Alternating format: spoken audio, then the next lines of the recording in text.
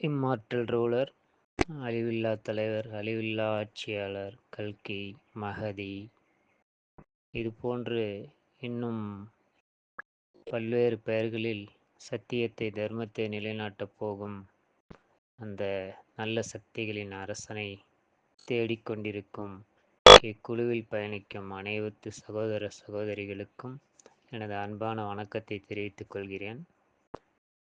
எங்கள் குருநாதர், எங்களது பகவான் வலப்பாடி சாய்பாபா அவர்களின் ஆசீர்வாதத்தோடும் அருளோடும் இந்த பதிவை நான் உங்களுக்கு பகிர்கிறேன். அழிவில்லா தலைவர் யாராக வேண்டுமானாலும் வரட்டும். அதற்கான தகுதி இருப்பவர்களை நிச்சயம் இந்த இறை சக்தியும் பிரபஞ்ச சக்தியும் வெளிப்படுத்தவே செய்யும். ஆனால் அனைவரும் ஒன்றை புரிந்து கொள்ள வேண்டும். யார் அழிவில்லா தலைவராக வந்தாலும், அழிவில்லா ஆட்சியாளராக வந்தாலும், நாம் தான் நமது கடமையை செய்ய வேண்டும் என்பதை புரிந்து கொள்ளுங்கள். நாம் நினைக்கின்ற அளவு அழிவில்லா தலைவர் உங்கள் கடமைகளை, உங்கள் சுமைகளை பொறுப்பில் ஏற்றுக்கொள்ளும், தன் தலைமையில் சுமத்தி கொள்ளும் அளவிற்கு அவர் ஒன்றும் ஏமாளியாக இருப்பதற்கு வாய்ப்பு இல்லை. ஆகவே யார் அழிவில்லா ஆட்சியாளராக வேண்டுமானும் தகுதி இருப்பவர்கள் நிச்சயம் வரலாம். ஆனால் நல்லவர்களே தான் நாம் அழிவில்லா ஆட்சியாளரை தேடிக்கொண்டுள்ளோம். நல்லவர்களாகிய நாம் நமது வலிமையை வளர்த்து கொண்டு நமது கடமையை நாம் சரிவர செய்கிறோமா என்று சிந்தித்து பார்க்க வேண்டும். நமக்கு யாரெல்லாம் நன்மை செய்தார்களோ நமது தகுதியை வளர்த்து கொண்டு அவர்களுக்கு அதே நன்மையை திருப்ப நாம் சரியான வட்டியோடு திரும்ப அளிக்க வேண்டும். அநியாயமாக நமக்கு யாரெல்லாம் தீமை செய்தார்களோ அவர்களுக்கும் அதற்குரிய தண்டனைகளை சாமபேத தான தண்டத்தை பயன்படுத்தி நாம் தெளிவாக திருப்பி தந்து நமது கடமையை செயல்படுத்த வேண்டும். இது பழி வாங்குதல் அல்ல. எங்கள் குருநாதர் அடிக்கடி சொல்லுவார், பழி வாங்குதலுக்கும் கடமைக்கும் ஒரு சிறிய வேறுபாடு தான் உள்ளது.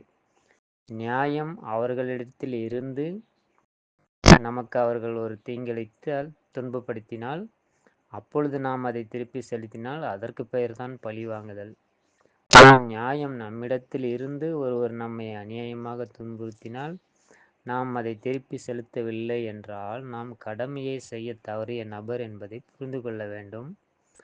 ஆகவே நீங்கள் நினைப்பது போல அழிவில்லா தலைவர், அழிவில்லா ஆட்சியாளர் உங்களின் கடமைகளை, உங்களின் சுமைகளை தலையில் தூக்கி சுமக்கும் அளவிற்கு நிச்சயம் ஏமாளியாக இருக்க மாட்டார். நீங்கள் தான் உங்கள் கடமைகளை சரிவர செய்து அழிவில்லா ஆட்சியாளருக்கு நீதியை, சத்தியத்தை, தர்மத்தை இந்த பூமியில் நிலைநாட்டுவதற்கு உதவிட வேண்டும்.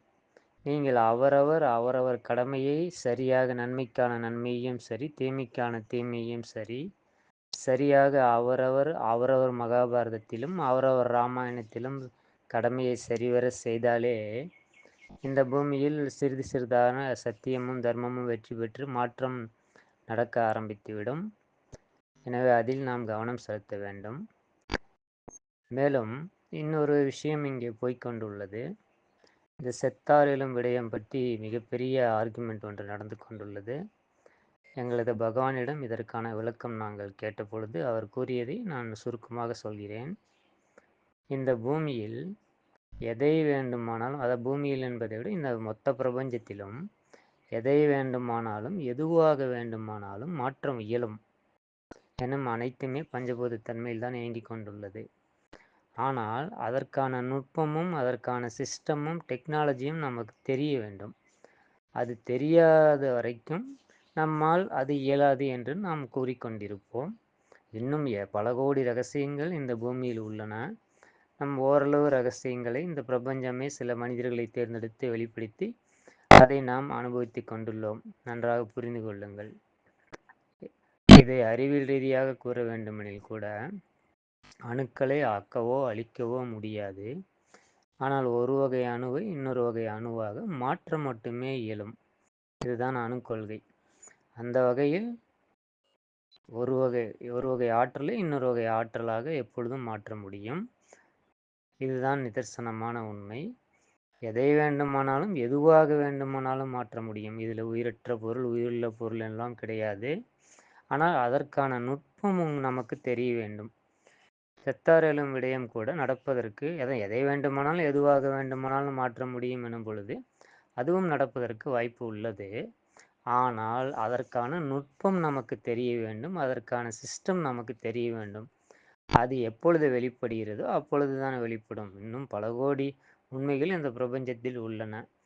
ஒருவேளை ஃபியூச்சர் சென்ஸ் ஆஃப் காட் அவர்களுக்கு அந்த நுட்பம் கடவுள் அருளில் தெரிந்திருக்குமா அல்லது இனிமேல் தெரிய போகுமா என்பதும் நமக்கு தெரியாது. ஆகவே நாம் பொறுத்திருந்து அதை பார்ப்பது நல்லது என்று நினைக்கிறேன்.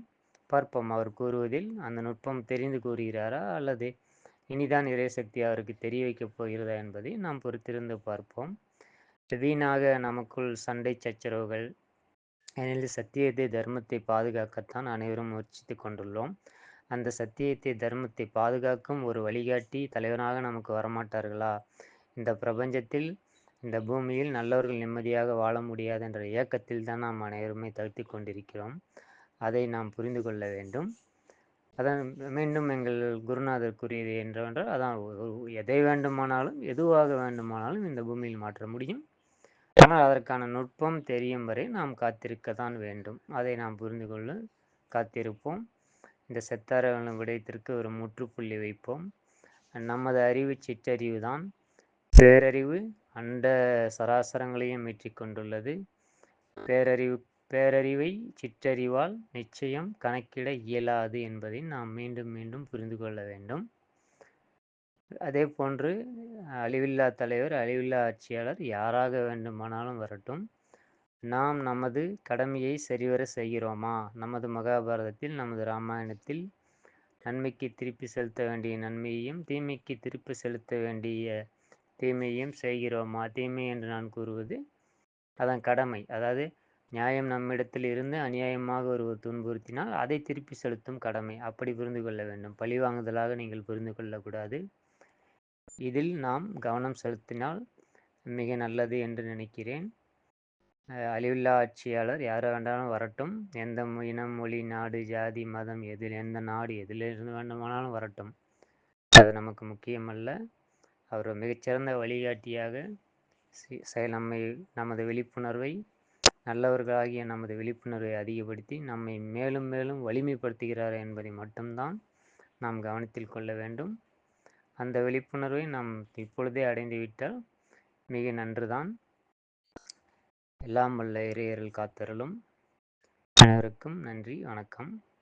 இதுவரை நான் பேசிய கருத்துக்கள் அனைத்துமே எங்களது வாழப்பாடி சாய் பகவான் கடந்த 24 வருடங்களாக சிறந்த ஆன்மீக சேவைகளையும் மனித சேவைகளையும் செய்து வருகிறார். அவரின் குரலாகவே எனது குரல் மட்டும்தான். மொத்த ஆன்ம கருத்துக்கள் அனைத்துமே அவருடைய கருத்துக்கள். அவருடைய அனுமதி பெற்று இதை நான் தங்களுக்கு பகிர்கிறேன்.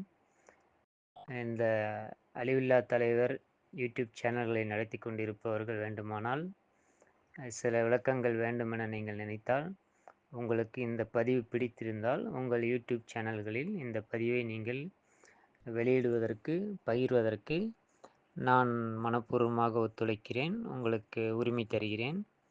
அனைவருக்கும் மீண்டும் நன்றி. நன்மையே நடக்கும். நன்றியுடன் வாழ்ந்தால் வல்லமையை வளர்ப்போம், வளமாய் வாழ்வோம்.